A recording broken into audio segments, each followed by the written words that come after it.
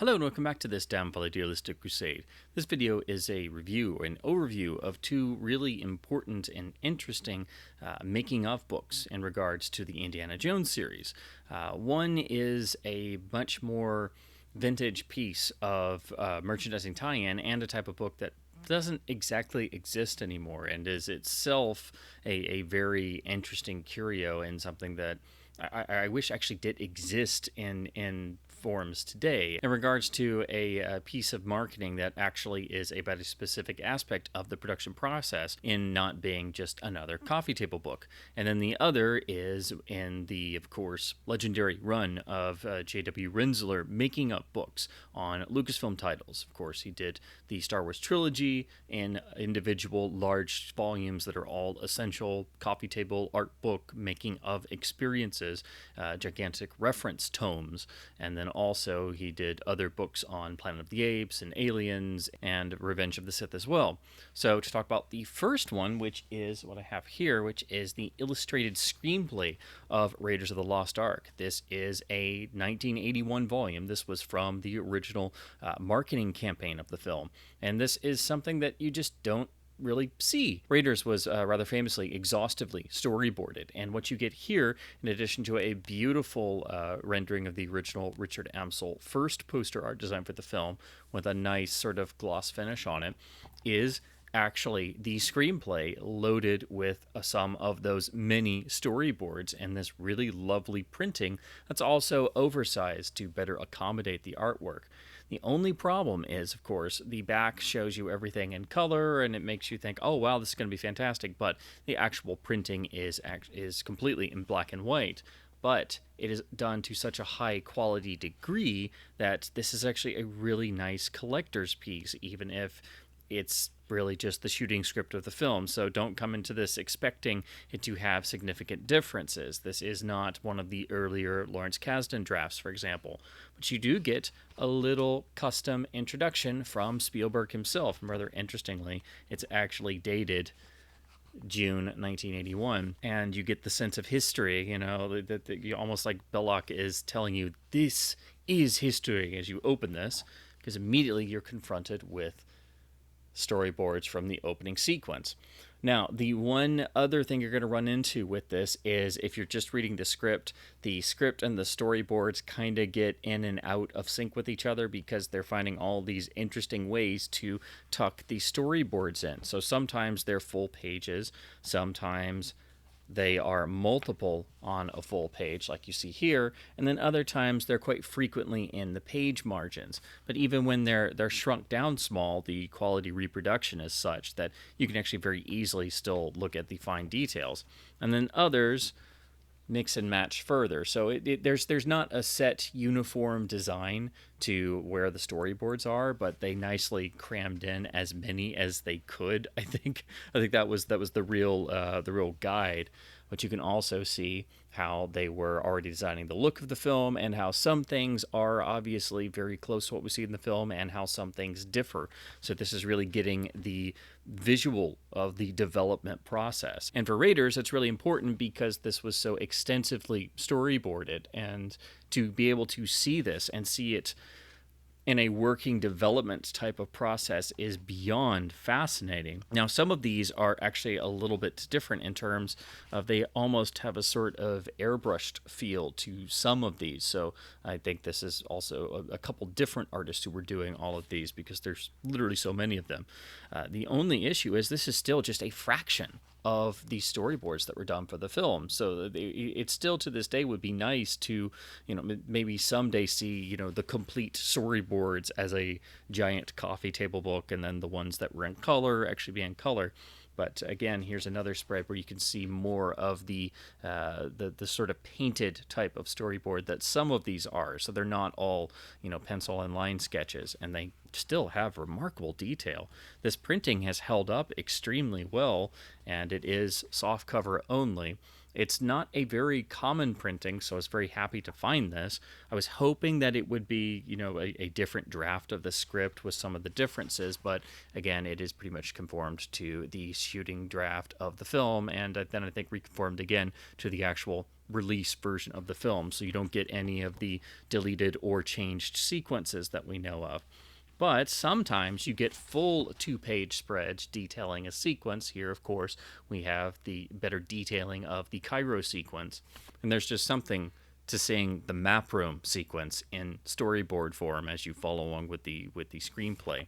So outside of the storyboards and the sort of novelty of having this 1981 original printing, those are the draws. You know, that's why you want to pick up this particular release.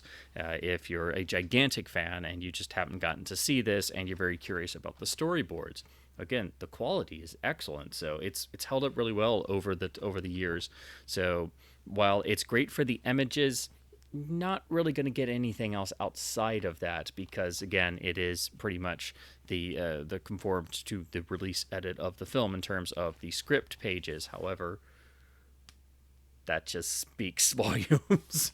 And then in one of the most fascinating touches, when you get to the end sequence, of course, which was the ILM, what the heck are we going to do? How are we going to make this sequence work spectacular? When the arc is opened, we actually get the production stills that were done in-house for ILM, and that's why you can see all of the individual shot numbers with very detailed storyboards, and this is what they used in-house to figure out how in the heck they were going to make the effects work. So this section is the most in-your-face, you are there sort of experience with looking at the visual development of the production, because these are the actual ILM individual shot numbered storyboards inside their little in-house working format. So you can actually see how they're building the sequence and then how they're figuring out, okay, how are we going to do the effects? And they have little paragraphs and they're talking about, oh, this is a composite shot, this is a matte shot, this is the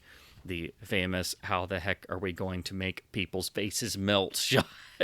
So this one, I just really loved the fact that for the end, they actually gave us the ILM in-house storyboard cards, which it's just a real piece of production history.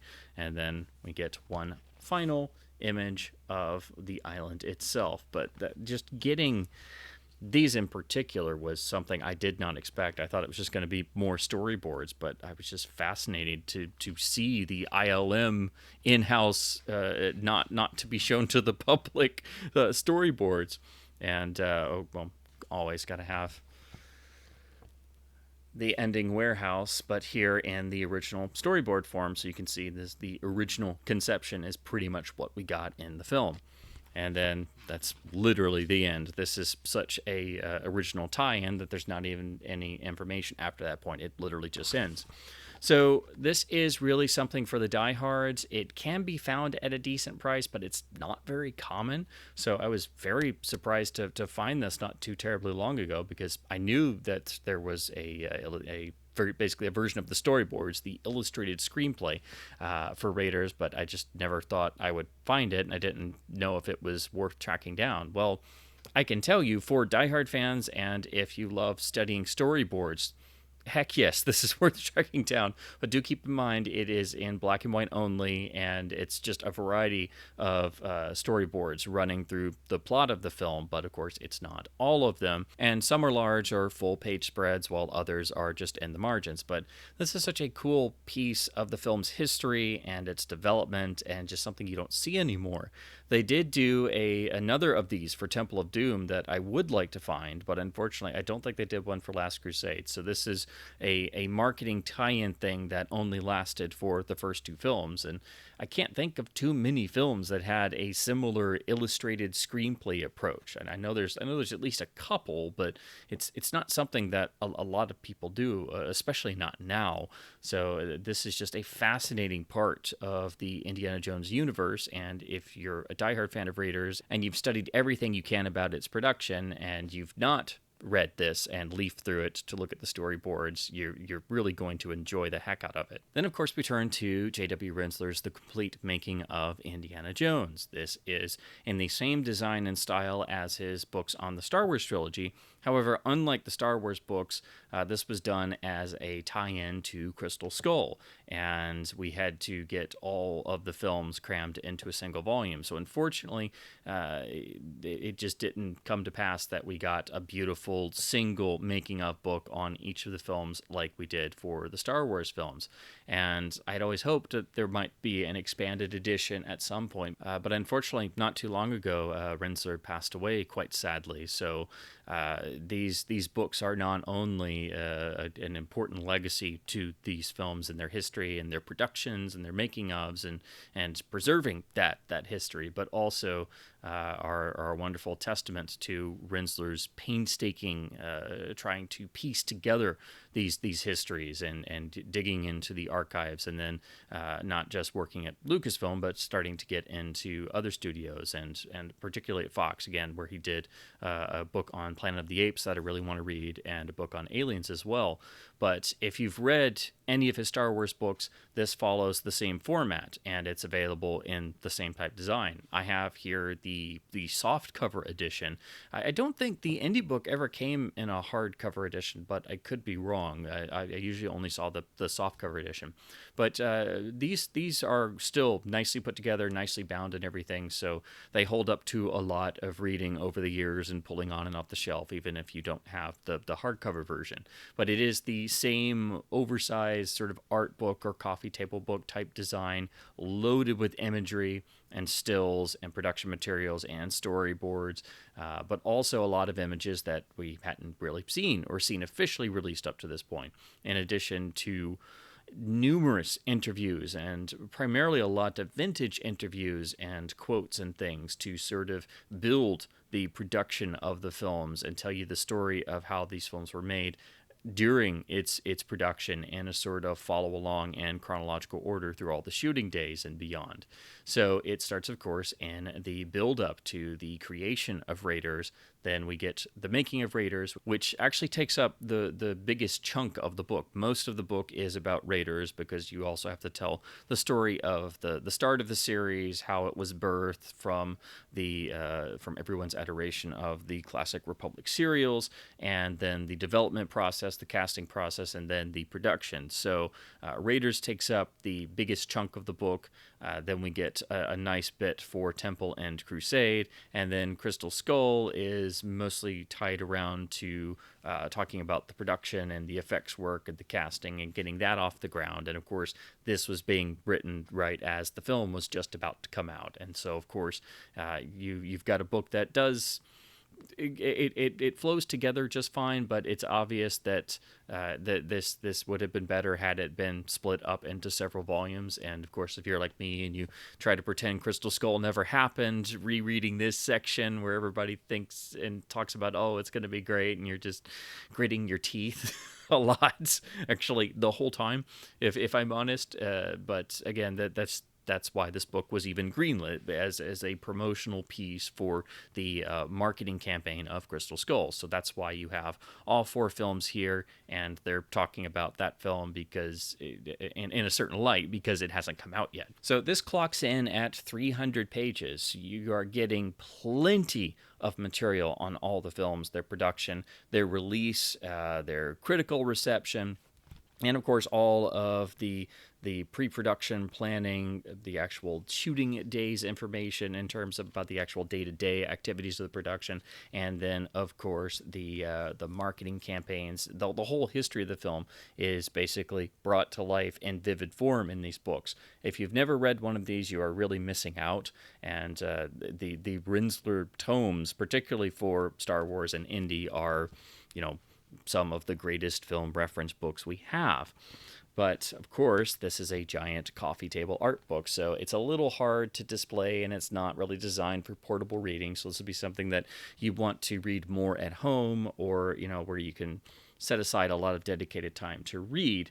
It's also, it's a much wider book, so it's designed to have a large table or space to unfurl said book. And we have loads of beautiful stills along with production materials, photos of the original script drafts. Rather interestingly, he does go over a lot of the developing script drafts, so you'll get a little summary, particularly for Raiders, talking about the successive drafts after the original story conferences that Kasdan would write, and then how they would develop and change. So you get a nice sort of Cliff Notes approach to talking about the successive drafts of Raiders, how Temple of Doom developed, how the other proposed sequels developed and then didn't kind of go anywhere, and then maybe had some ideas cherry picked later on or saved, and then they kind of showed up later in Last Crusade and Crystal Skull as well, even. So this does a wonderful job about telling you the development of each film, really start to finish, from just the original story concept to the writing process, the successive drafts, the pre-production, then getting into the nitty-gritty of the day-to-day production in terms of the shoot. So there is no stone that's left unturned. It's just, again, it's designed in more of a coffee table art book form, and if you've read any of the Star Wars books that he did, you'll know what to expect in the Indy book. Again, really the only issue I have with this is that they had to do all the films in one volume, and you read this and it's so much material that you kind of have to read it in one of two ways. Either you try to make sure you go ahead and finish it because you want to stay focused, or it can be easier for some to just read it in bits or passages and then have it on the shelf to basically pull off like an encyclopedia, because this is very much also a reference tome. So you can very easily pull this off the shelf and thumb to a particular section. Say you couldn't remember something about a part of Temple of Doom in terms of the production, you can easily, find your place and reference that. Or if you wanted to look back on some of the early script drafts of Raiders, you can easily find your place, and then you'll get sucked back into leafing through all the pages and just pouring over all the beautiful imagery and things. So this is, if there is any indie book to have as a reference, to have on the shelf, it is the complete making of Indiana Jones. This does also pull from the handful of earlier books. I know it pulls quite a bit from the Making of Raiders paperback from 1981 that's like the Making of Empire and Jedi paperbacks that I have. It is kind of on the rarer side, and I've never, unfortunately, been able to find a copy that's not beat to heck and destroyed and super expensive. So if you're like me and you've never gotten to read that, a lot of that is quoted or referenced in here, along with other pieces and new interviews as well. So again, this is in the same exact style as the Star Wars Empire and Jedi books. So those are my thoughts on just two of the really important and fascinating sort of making of or behind the scenes or production history books there are on the Indiana Jones films. Like a lot of indie in terms of the whole merchandising realm, there's obviously nowhere near as much on the indie films as compared to Star Wars. So if you want to know more about the production history of the films and you've exhausted all of the extras from the DVDs and Blu-rays, for example, there's only a few outlets you have for trying to find more information, and your best bet is going to be the Rinzler book, which is, again, the end-all be-all. If you needed one Indiana Jones book, it's this one.